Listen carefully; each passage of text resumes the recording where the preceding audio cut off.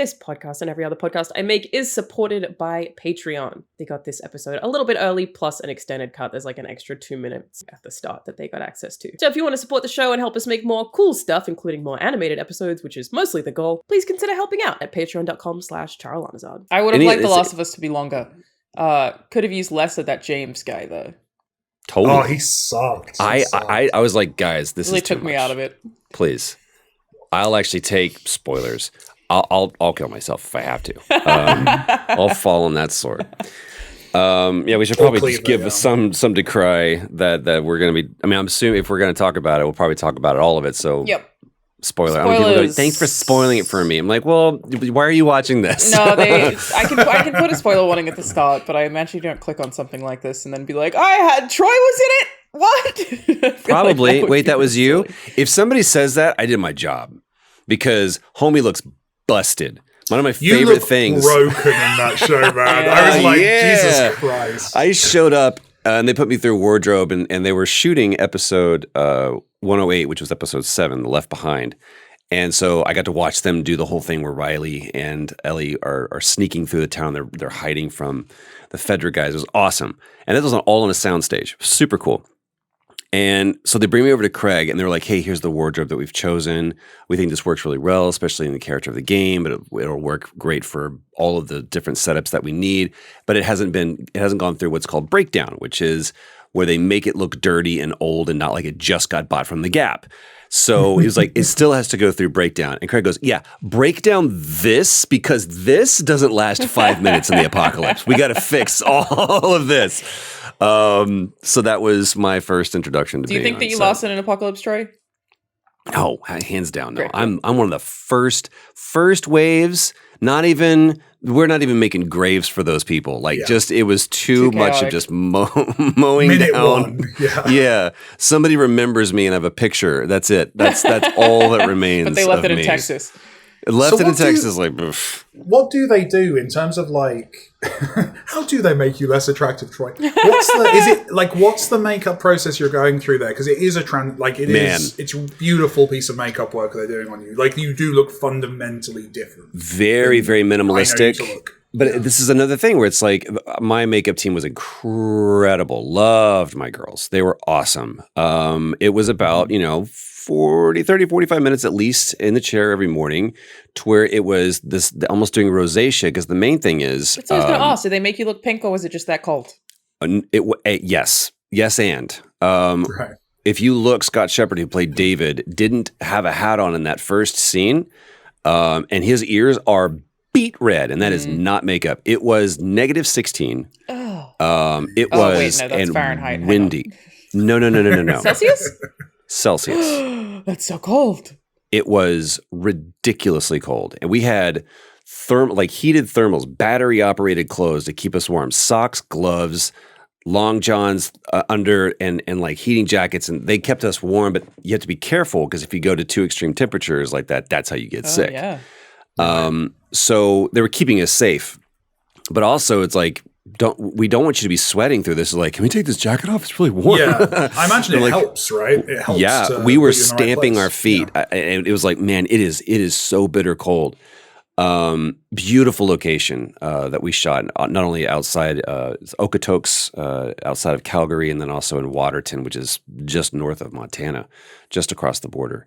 But yeah, it's like making sure that like these people have been exposed to the elements. So that and everybody that you see in there, that's all their beards. Like that one dude that just looks like Timothy is just like, or Marco, sorry, his beard was down to here. Just look, these are vicious looking people. And tremendous actors. They were so much fun to work with. Yeah, I felt like everyone was fantastic. I don't think the show's had a weak link at all. Like, just incredible performances across the board.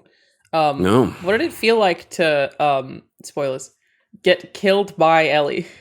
Oh my God. If you play the game, you knew that was coming. And what's so funny is I remember shooting it with Ashley and just kind of like watching how this thing, it's like, okay, so it's going to be picking up the cleaver and then she gets James and then there's the gunshot and all of that. And to see how you take that and the way that you would shoot that on a PCAP stage is completely different than you would shoot it, obviously, on a film set. And that was Ellie's cage is inside of a soundstage. And I wish you guys there's so much stuff that there's clearly like Bella fills the screen. Just their presence alone is enough to they could be a wide shot on Ellie and you're still just like pulled in, captivated. But the level of detail that is in every single thing is astounding. That camera will maybe never even see. Set deck was just next level. But it was all right. Unbelievable. The set deck across the board of the show, I think, is Across some of the board. best I've ever seen. Like, it's I can't get how sawmill. close they're getting it. That restaurant is, I mean, to my memory, is a spitting image. Is that a set or is that a set Two dress different restaurant? locations. Whoa. One is an Right. actual building in Waterton, which was Silver Lake, that we use for both interior and exterior. So when it opens and you're seeing the sermon and we walk outside, that's on that actual location. But when we are inside and everybody's eating and we're chasing Ellie through, like going through the kitchen and everything else, that is absolutely on a soundstage.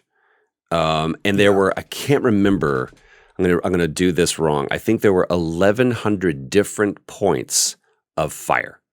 So I was going to say the fire looked practical, so that implies a set. Absolutely. Stage, Yeah. It was activate and voom, and the entire thing just lit on fire. Wow. It's incredible. Does that mean that you can only do it once? How does that work? No, multiple TV? times. So everything is fire treated, of course. So it was like shoot it and then bring the fire back. And so none of this is actually burning. So you're seeing the fire carry through.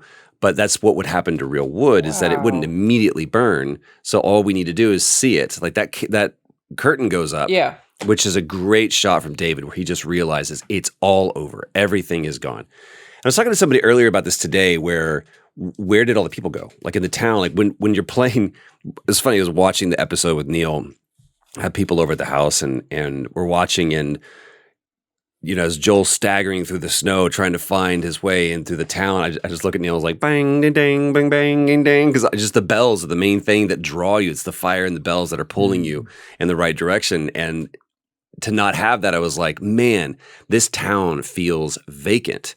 And there's this great moment when David comes back and we bring in the deer, which was a big thing. It's so funny how like we work so hard on this one thing and it's like, deer's in, boom, we're done. And nobody responds. Like David's walking in expecting cheers and there's just none. And there was this great look that we originally had that we really didn't need, which was, you told him, didn't you? Like you stole my thunder. Like David was supposed to come returning the prize. And James, when he ran back to town to get the medicine and another gun, told everybody, don't worry, we're coming back with not only a deer, but we also found the girl that killed our friend. So there's this whole moment between the two of them that we don't get to see and we don't need to see it because it doesn't matter. What's most important is that these people are, David said at the very beginning, I sensed doubt in there, not by them, but by you. No, the entire town is beginning to crumble.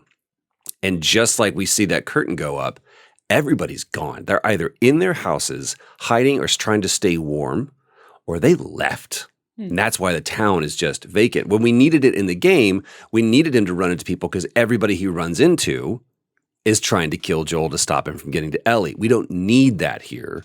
So we can have this town that is now vacant pretty much. Interesting. I didn't. Yeah. I mean, I realized that my guess was they weren't supporting him. Was that they didn't want to defend David anymore. That nobody was coming to his aid, and they were like, "Let him deal with it," because they were pissed off at him. That was what I assumed, but I think it makes perfect sense that people are also just leaving at that Either point as well. hiding, they only went to the steakhouse for church or to eat. That was the dining hall. That was the communal space. Besides that, what do you see? Everybody goes back to their homes because they're just trying to stay warm. It's not a lot to do in Silvertown. Yeah. Silver Lake, sorry. How long did you shoot at those temperatures for? I don't know. I know this is like questions most people probably aren't interested in, but I'm like, how long do you have to be at minus 16 to get something like this made? As little as possible. We need to get the shot. But I mean, we are... And how does that affect your performance? It You do it informs it. faster. It informs... It's yeah. faster, It's everything becomes real. It's like, okay, get out of here, man. What are we doing? This Yeah. is... Do we pick up this deer? What are we doing? And that's exactly what you would want. So there were some days where we're like, all right, guys, that's all we need. I was like, no shit. Like, yeah, we just need to get this. And light becomes a very big, precious commodity because if it's cloudy and it's only a certain amount of times a day, it's like, wow, we're losing. There was, in that opening shot, actually, you see the light completely changed on us. It was gray and cloudy. And then all of a sudden, the clouds departed and wind picked up. And it was so windy. And so there's one shot when David looks at me and he goes, I sense down there. And he's like, not from them. He looks at me and I go, and the wind just goes. I noticed it. There's not a chuckle in the script. It was just like, fuck, man, that wind knocked me over. But it works.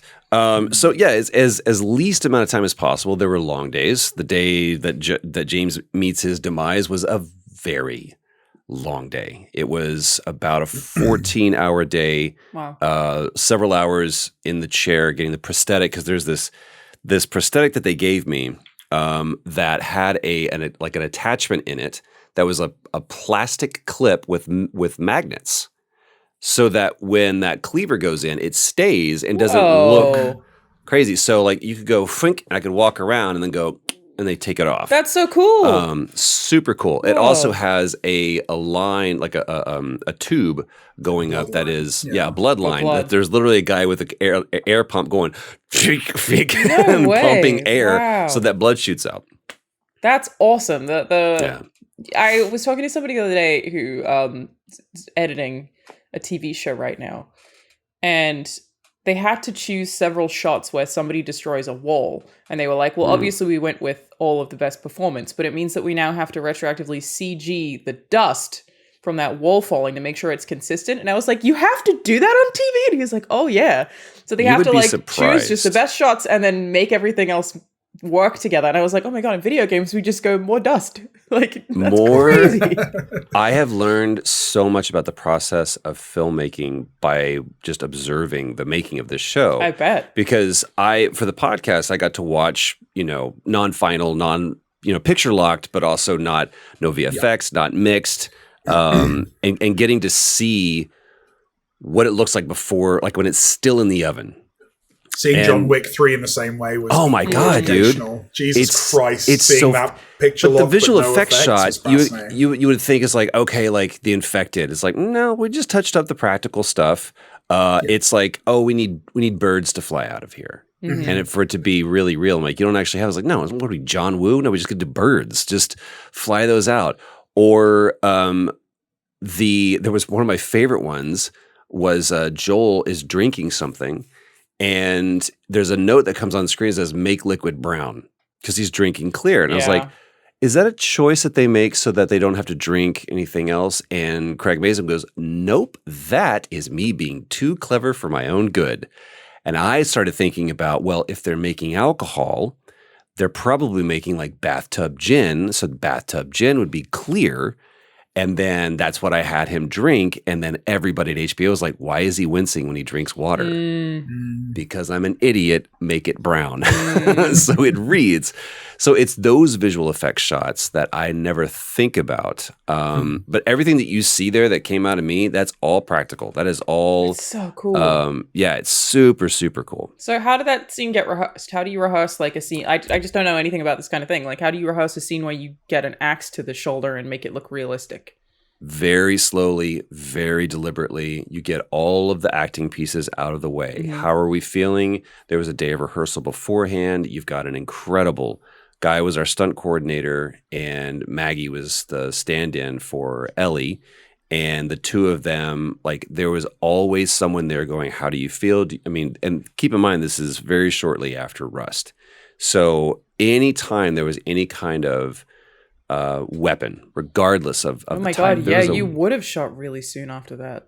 Right after, like a week or two after this was happening. I was like, what's the conversation happening right now? And every weapons armorer, stunt coordinator was like, this changes everything. This changes everything. For us, this is what we've always done. But mark my words, there will be changes that happen just unilaterally across filmmaking. So it's slower than you think. And that's what I love that piece of advice. Like, it's slower than you think.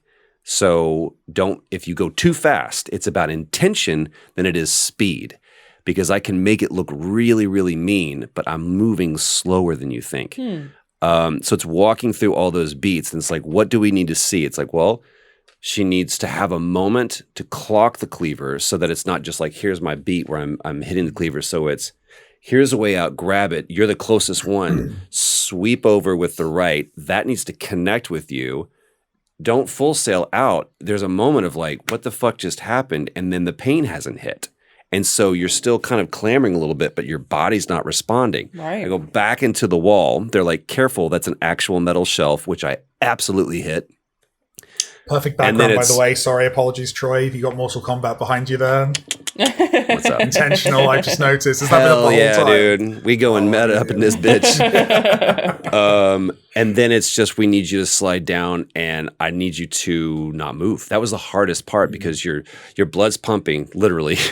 And it's like, we need you to die. I'm like, cool. They're like, your chest is moving and your, carotid could still be moving. That's cool. But like, we need you to not breathe anymore. I'm like, right. And they're lingering on me. Whoa. So much so that in the long take, I give a little Denzel single tear and I was like, there you go, baby. I'm surprised they don't. I'm surprised they don't at this point do that as a VFX pass on you, like just to like freeze you in place. I would have thought that would be. You always I'm surprised feel that's not that. the standard. You know what I mean? You always feel it. I think you always feel it's like that. One of the best deaths to me is that Nelson, the guy that played Josiah, where Joel comes in and gets him in the neck, and which is just such a great choice. His just look on, he's like, I mean, he looked so vicious in that scene. That's one of the best death faces I've ever seen. Even more so than in Godfather when the captain gets shot. The lick. I feel like people are going to be so annoyed at me for saying this when this for sure we will have people watch this episode who've never seen the show before, but I just watched Rocky 4 for the first time last night. Rocky 4? Yes. All right. I'm watching through all the Rocky movies to get through all the Creed movies because it times out so well with my boxing match. And Cool. spoilers for Rocky 4. The way that Apollo Creed dies is one that I think like really stands out to me in terms of the actual physicality of someone falling on their face and then just twitching a bunch. I was like, oh, damn, that's messed up. You never see his face, but it was like a very specific, disturbing death considering the rest of the context of every single other one of those movies. Like it really got me as a good film death. It was a very, very visceral thing. Very visceral. It's the twitching. I will crush you. Yeah, I really liked it. I thought it was really Him good. looking up Rocky 4. That hit me when I was in 4th grade, I think, or 5th grade. Robot. Can't talk about the robot? The robot. I couldn't. I just thought it was so ridiculous.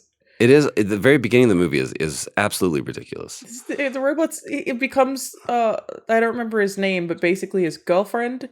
It was just a weird thing I didn't expect to be there. But it was it came out in 85. You don't remember the robot? I remember the robot, Okay, but I don't remember the girlfriend thing.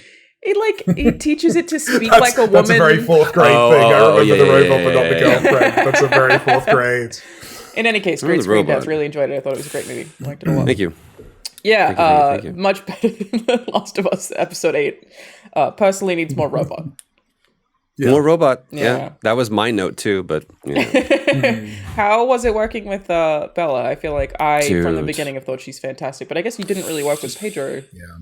No, I got to see Pedro do a walk, and this is funny with the scene where James is running around the house and running through the backyard. He clocks Ellie on the horse, and then I jump up on the tree stump, do a single hand vault over that rickety chain link fence with my rifle, turn, and then shoot. That was a second unit shot. So they're shooting principal photography literally across the street. And that's where I see Pedro just walking. And just in his walk, all I see him do is just literally walk from one side of the yard to the other. And I was like, damn, that's good. Like, That's a good walk. yeah, just the walk. I was like, man, That's there's crazy. just this physicality that he's bringing to it. And understanding the scene that they're shooting, I'm like, he looks like someone he's still recovering from his abdomen being pierced by, a bat. That must be fucking surreal. That's some Back to the Future shit. Like Completely. seeing yourself Oh, across yeah. the way, walking along. Like, all the costuming interact is with the yourself. same. And, I feel like you're gonna Bella fight him. it's so funny. I was talking to Pam about this last night. The first scene that we shot was when she, comes upon James and David and says, stop, drop your rifles, turn around. And I heard her talk, she's just got this lovely, slightly northern accent. She's so great. And then all of a sudden she's standing on set and there's this voice that comes out of her is like, that's Ellie. Yeah, it's a great accent. It's just, oh my God, like it's a different person. And she's saying her lines, but there's a restraint to them. And I'm like, oof, you gonna give him a little more than that? Or is that, I'm from a larger group, also hungry. And there's just, you see it just kind of like, there's a bridledness to it. I'm like, come on, man, are we rehearsing? Are we shooting this? What are we doing? And then it dawns on me, you idiot, we're on us. We're not on her.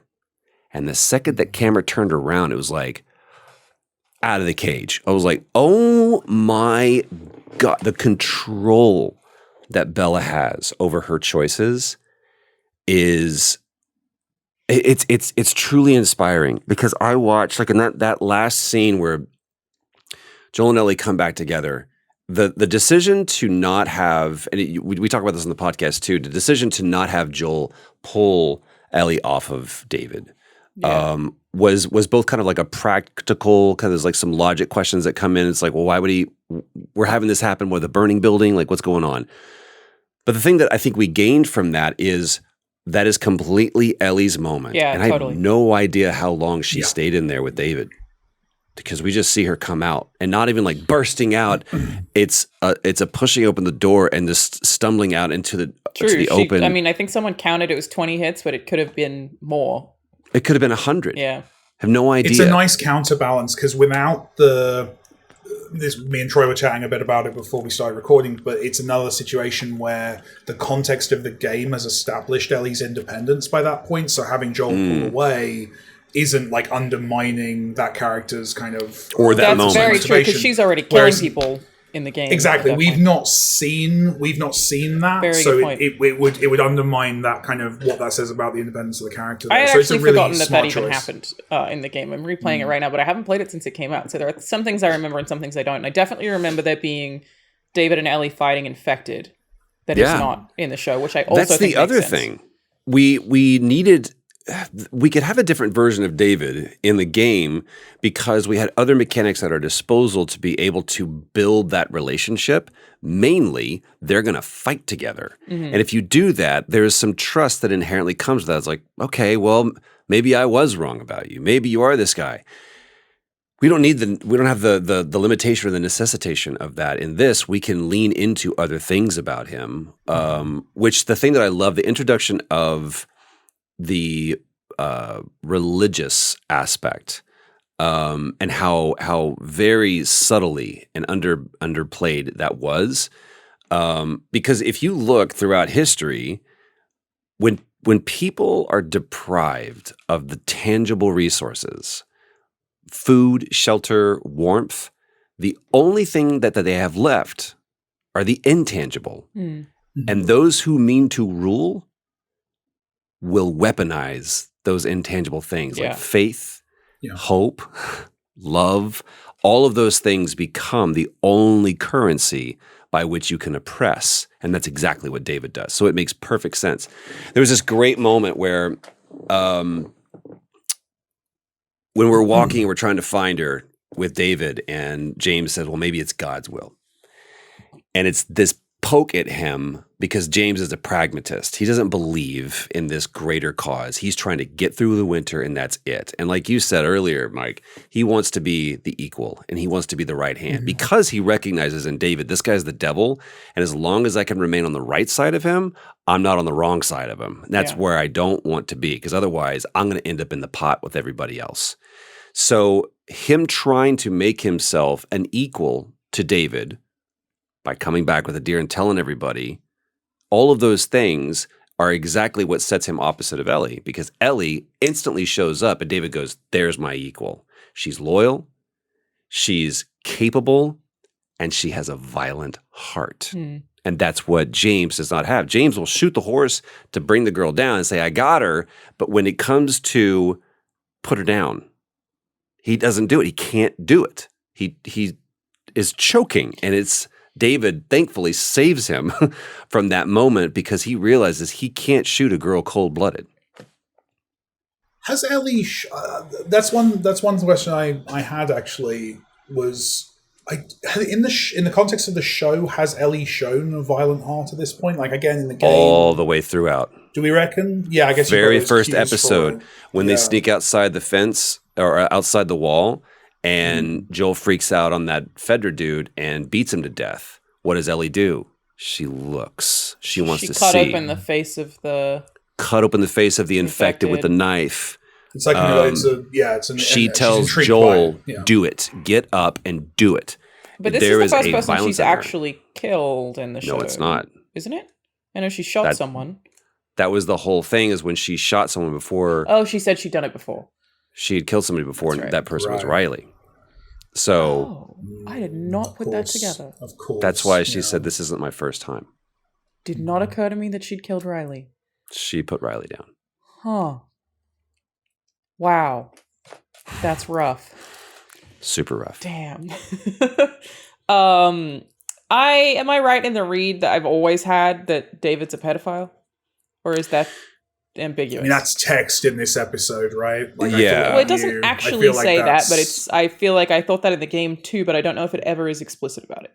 There is, I mean, as overt as you can possibly get. There's one little moment in the game where you see the hands. Mm-hmm. And then there's someone has a line that says David's found himself a new pet. Right. There is the creepiest thing to me about David is the justification of it. I think if you asked David, he would say, I'm not a pedophile. Let me show you how in history they would make wives of 13-year-olds. Oh, for sure. 14-year-olds. Yeah. I mean, right? I thought guy. He'd have a very popular podcast. You can talk. It's the it is the justification of circumstantial morality. And I thought his speech about the cordyceps was very interesting. It's and again, beautiful. Is that in the game as well? I don't remember. I really just don't remember that section of that one. Is that not in the game? I thought I remembered that one. I would need to go back and make sure, but I don't believe that him invoking cordyceps as look what it does. It protects its own too. It's not evil. He makes that connection with Joel. And it was like, that's exactly what he was protecting you. That's what he was doing. We do the same thing. And that to me is what makes David truly terrifying, is the fact that he is able to justify to himself and now to a lot of other people why we're doing this. The fact that other people know what they're eating is proof of his capacity to control. Because other people, anybody in their right minds would be like, there's no way we're going to do this. Like, somehow he was able to convince other people to do this. It's terrifying. Yeah, but also believable. That's like Cults 101, right? Yeah. I feel bad for Neil Druckmann's math teacher. Okay. Whoever that was. Well, no, did Neil have a shit math teacher? Oh, as far as like him feels like revenge. Feels like revenge. I wasn't criticizing Neil's ability to I'll eviscerate you in fiction. I'll make you This immortal. just feels like a revenge character. That's I had a bad math teacher. I love that line in Knight's Tale. Paul Bettany says, "I shall eviscerate." He plays Geoffrey Chaucer, and he goes, "I shall eviscerate you in fiction. I will make you immortal." I was like, "Oh, it's so good." Yeah. I think the original question that you asked was, "What was it like working with Bella?" Yeah, and Bella is just fierce. I can't even begin to contain it, and I said this to Pam the other day. I was like, I don't know how, but somehow Ellie's soul just split in two and found two equal parts in Ashley and Bella. I think they're very different. There's different representations of them, but just looking at them and watching them move, talk, everything, it's like, oh my God, you're the same person. Like that. Without Ellie or without Bella hearing Ashley's performance and saying, you tell them that Ellie's the little girl that broke your fucking finger. I mean, sounds it's not, she's not aping a performance. Yeah. It's just they both understand who Ellie is and let that come out, and it's just the same. It's insane. It's insane. Yeah, I feel like the two are super different, but it's also very difficult to. I mean, I buy that they're both Ellie, but it's also difficult to remove having played the game when it came out from comparing it to the show all the time. It's so hard to not do that. And that's one thing that I think the show has done exceptionally well is things that other shows would add as fan service in this are not fan service. They're just the best option. So it's like if a line is exactly the same or a scene is or a shot is exactly the same, it's not to make the people who played the game go, "Ooh, look how cool," which we do. But it's there because it made perfect sense to begin with, so why change it? And I think that's an interesting challenge that a lot of people have when adapting things. They want to change more so they feel like they have more creative license, or so they feel like, no, I made that choice. I made all these choices. I know what to do.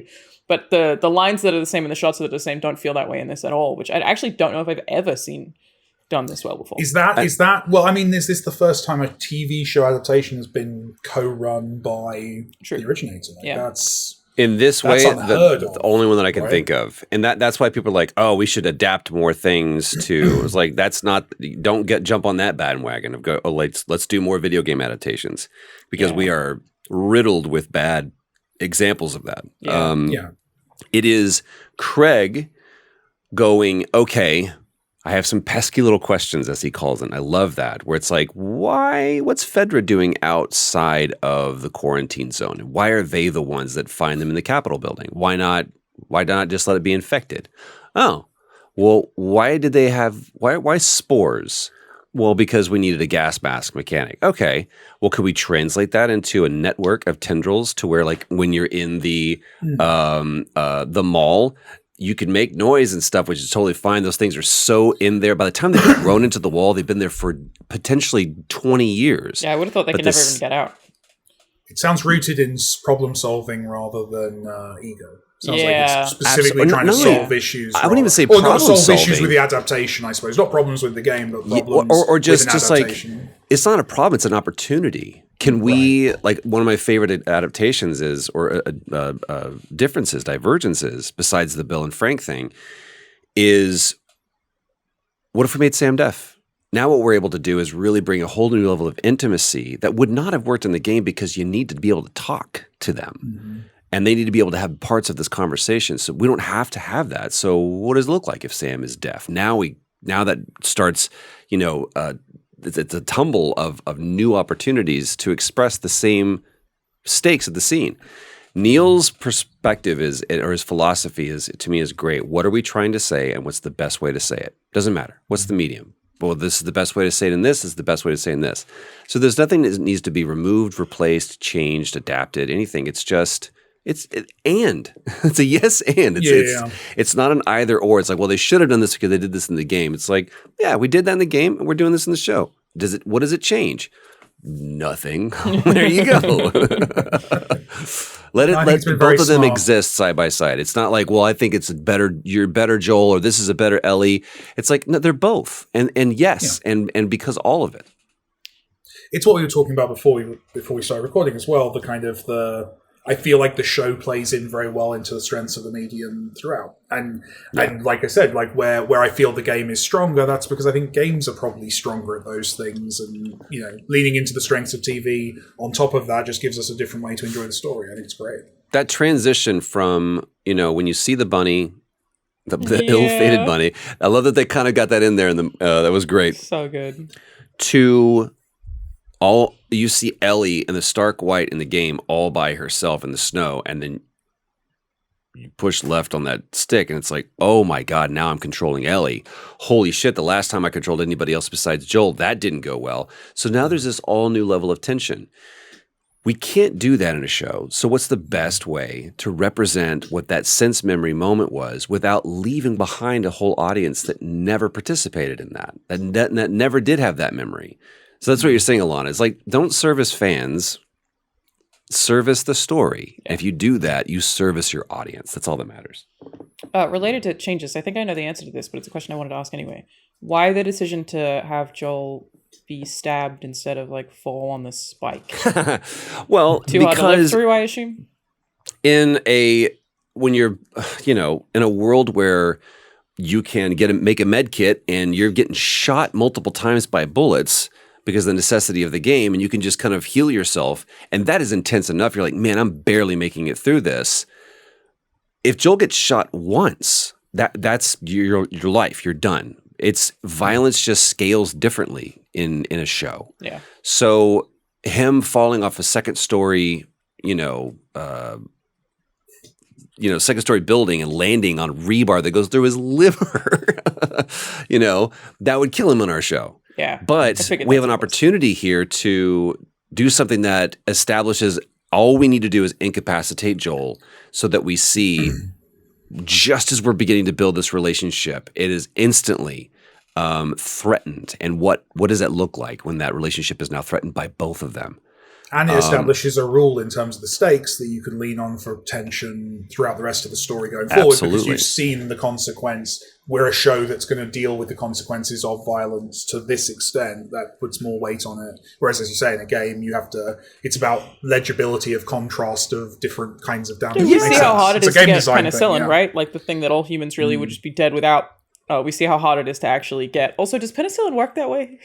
Can you just inject it into a wound? I have no idea. Don't worry about it. That's what I love is where do I put it, Joel? No, you have no idea. Just into the wound is the best I that I wouldn't can know get. how much to use. Like, I'd have no idea what to do. Neither does she. My read in the game was that she's not really that she's helping him by providing shelter and she gets him a med kit in the game, I think. Oh, she does, doesn't she? Yeah. Yeah, okay. Penicillin injection is a whole other thing, which also makes sense, because what is a med kit?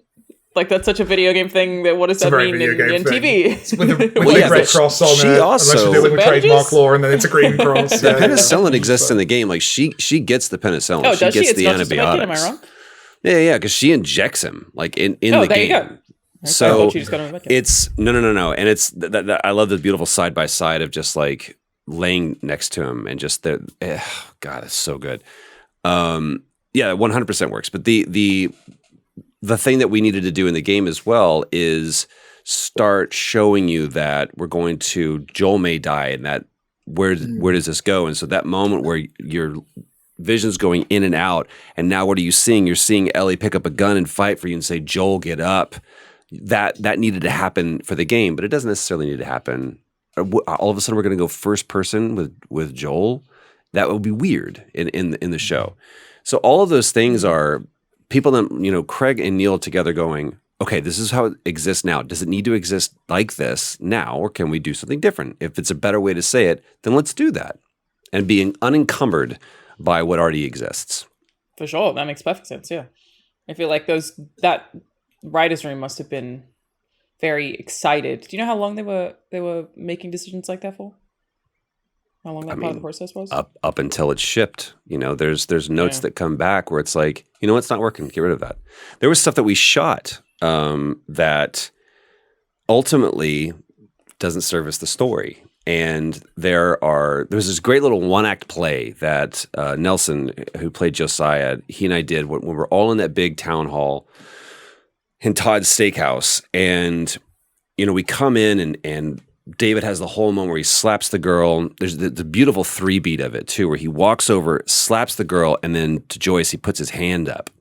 It's like, stay in your place, and then the hand to pick the girl up. That is is like, oh, that's the most abusive, just controlling, manipulative thing. I'm the one who punishes, and I'm also the one that protects. It's just terrible. James makes his way back over to a table and sits down, and they all start to say the prayer. And so the cameras, we have like 4 camera setups, and we're just doing every possible angle that we could get. And Ollie our director comes over and he goes, "You're not praying." I'm like, "Nope." And he goes, "Everybody's praying." I was like, "Right." He goes, "You're not praying." I went, "Yes." He goes, "But everybody's praying." I was like, "Exactly." He was like, "Why aren't you praying?" I'm like, "That's my point, dude. I'm not going to be the guy that prays." He was like, "Well, everyone's praying, though. It looks weird if you're not praying." I'm like, "Yeah.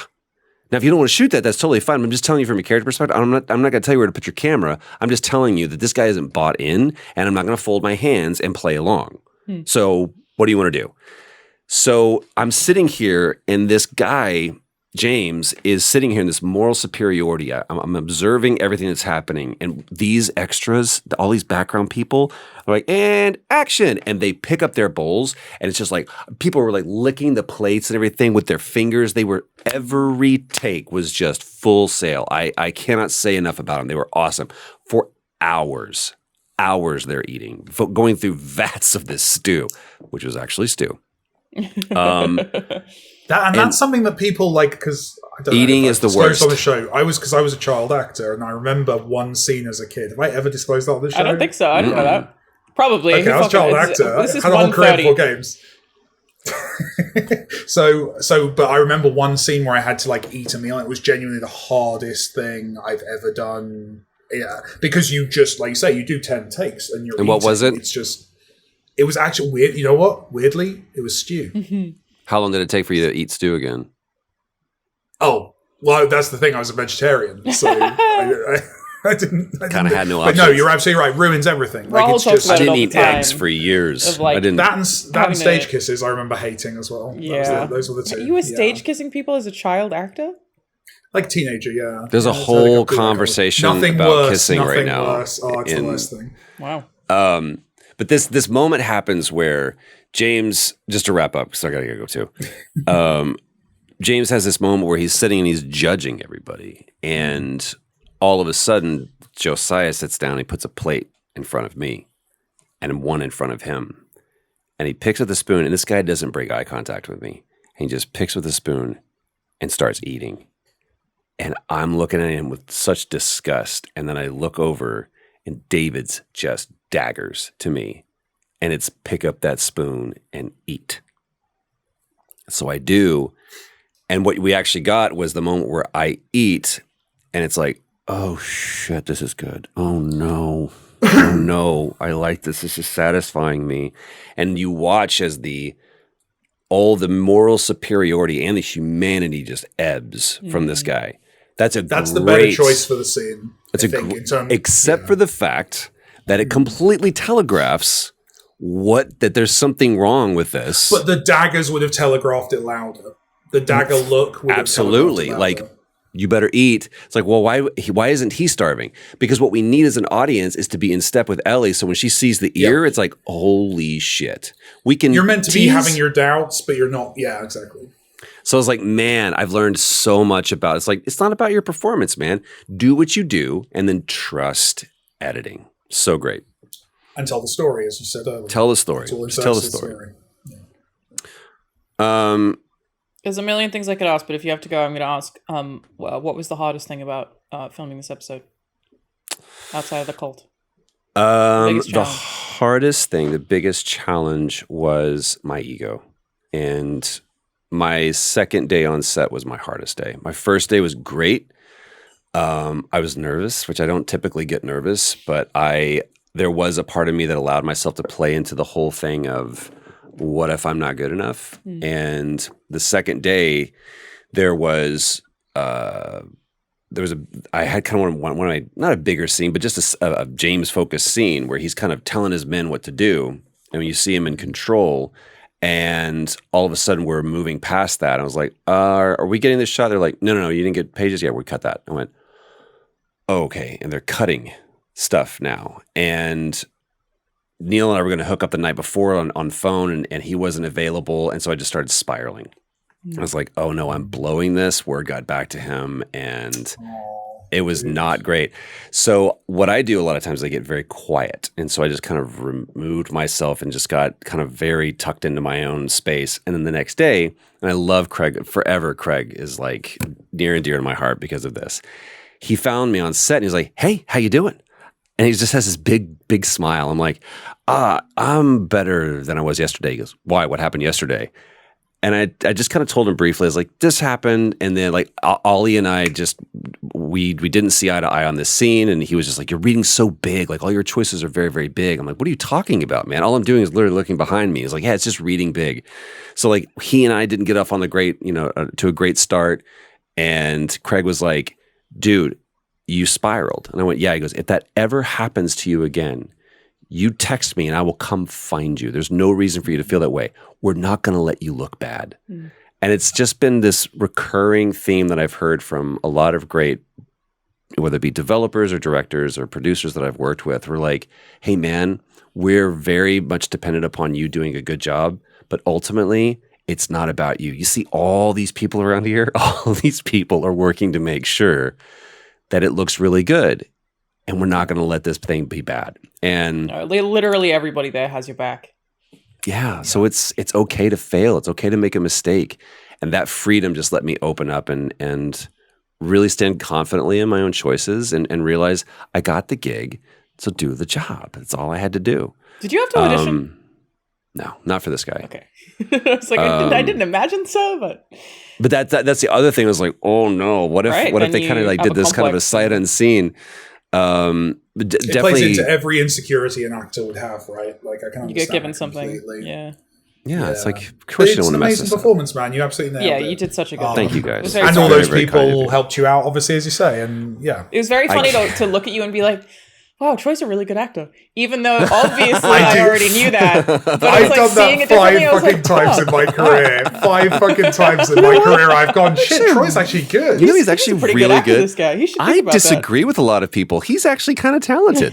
Yeah. I am beyond excited to talk about the season finale. I cannot wait for you guys to see the season so much finale. anticipation. Like I'm so excited to see it, and I also wish it weren't done yet. And I'm enjoying the weekly viewing and like talking to everybody about it. And I'm like, it's been a long time since I've been this excited for a finale. Speaking from experience, if you've got it in you, there's a lot of things that I've now seen every episode at least 2, if not 3 times. I'm totally gonna watch. Yeah. It is definitely worth repeating. I selfishly, I will say the podcast that I've done with Neil and Craig has been very insightful. I've just learned something from it. And if that interests you, especially if you're in the industry, it's if you're a writer or a director, man, it is just, it's like going to film school with these guys. It's incredible. Yeah, my intention is to finish the show, listen to the podcast, watch the show again, because I do want great way. And I love that you did that. It's so cool that that's oh man, I'm glad they let me. People are often really secretive about it. Like it's cool that it's a thing at all. So the other question I wanted to ask, if I've asked you what your biggest challenge was, what was your favorite thing about working on the episode? Thing that stood out. What comes to mind right now is that every day there was someone who came to me and said, I just wanted to say how much this story has meant to me. And to realize that everybody that was on that thing, like I keep coming back to who we called Tall Neil, who was our camera operator, and he's just one of the kindest guys. Otherwise that's so cruel. Yeah, Tall Neil. We don't know his last name. In the UK, that would be a guy who's very short. You're right, it would. Tall Neil would be really short. Tall Neil would be a short ass in the UK. Yeah. America's not quite that cruel. Camera ops, if you're on something for 3 months, Jesus, that's a long time. Yeah. These guys, most of the crew was on there for a year, and they gave up a year of their life to be in Canada freezing because they loved this story so much. So to me, that was one of my favorite things, and just I seeing how everyone's responded to it, like knowing that there's now a whole new group of people that are now a part of this conversation. Yeah, has been the best part. It's a hell of a legacy, man. For what you and everyone else did on that original game. It's just genuinely amazing what that impact is. Yeah, we'll continue to be. It's like one day we'll do something at that. Hell yeah, baby. Level. Yeah. Do you think you'll do more screen acting? If the right thing comes along, yeah. I like doing what I do. Mm-hmm. And I just want to find, I don't want to ever be like pigeonholed down into this is what you do. Mm-hmm. It's hard. There is some stuff that I have learned, some skills that I've learned about how to move in this stage specifically, that it's a challenge to do that. I do think that there's a lot of principles and precepts that so far remain to film that can be used in games. And I want to shoot more games kind of like we do film. I think we've gotten a little too lax of how we shoot performance capture. And I think that bringing camera in earlier, having not just storyboards, but actually a full DP that's there, should is be that happening lack of more and camera more. consideration is specifically what you mean there with the laxness, that is like that they're not considering camera enough in the actual capture. Yeah, it's this notion of it's just like theater. Like, no, it's not, Yeah, because no, that's it's a not. camera. That's a camera. And the second that I put a camera on it, so if you don't block it appropriately, we can move people around. It's totally fine. It's like, yeah, but you feel that. And there's just something that happens when you go, this is the frame that I am setting, and this is the story that I want to tell. So yeah, there's precepts about, and also working with actors who are used to working on camera, getting them into a PCAP stage is really, really hard. And so I think there's a little bit of language that I speak. I can translate that to it and understands, like, we've got that in the why, but what does it look like if we're in the close with you? Because when you don't have that tool going, camera's right here. What lens are you on? We're on 27. Okay, great. I know exactly what this looks like because I've seen that. And you're like, where's camera? 64 of them around you, man. Go wherever you want. Like, I don't know what to do with that. And a lot of people lock up and they get very, very small. So that's what I want to see more from you, is the direction side. Like, me too. Me too, man. I think you're right that you can kind of bring a couple of worlds together there. Hopefully. We'll see what happens. I'm going to go take my boy to karate. Hell yeah. All right. Make him see if he can't main as my boy Baraka. Alrighty, thank you for joining us, everybody. Austin could not make it today. I don't know, he's busy doing Austin stuff, music things, I guess. Who knows? What does he even do, really? I don't know, although I'm not going to be too mean because I'm off for the next couple episodes. So I won't judge him too harshly. Off doing mic stuff? I don't know. What does he do? Write poems? I don't know. What do you do? Make your little games. Meetings Make your little games. And shit. I don't know. I'm Alanah, Pearce. I'm a video game writer. That's Rebecca. He is James in The Last of Us. And that's Mike Bithell, podcast host. See you next week. Bye. Bye.